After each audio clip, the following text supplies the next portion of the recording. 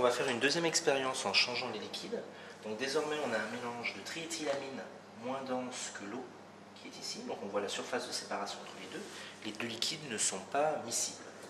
Si je les place à basse température, si je refroidis le mélange, à ce moment-là, donc on voit un trouble en continuant de refroidir. On voit progressivement la disparition de l'interface entre les deux phases. Donc nos deux liquides sont désormais miscibles.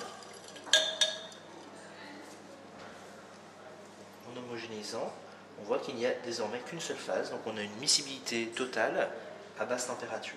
Si maintenant on réchauffe, donc on s'aperçoit très vite qu'il y a un trouble. Donc là on voit très bien les micro-gouttelettes de triéthylamine qui se forment et qui remontent à la surface.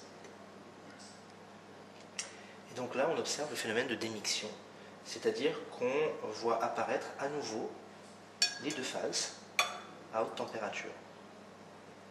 Donc là le phénomène il est un petit peu lent pour revenir à l'équilibre, puisqu'on a une décantation qui est assez longue. Alors ce qu'on peut faire pour casser l'émulsion qui se forme, puisqu'on a des gouttelettes d'eau dans la phase triéthylamine et des gouttelettes de triéthylamine dans l'eau, on pourra replacer à basse température. Alors là on voit apparaître la surface de séparation, elle est ici. On la voit légèrement réapparaître. Ce qu'on peut faire pour casser l'émulsion, c'est rapidement refroidir légèrement.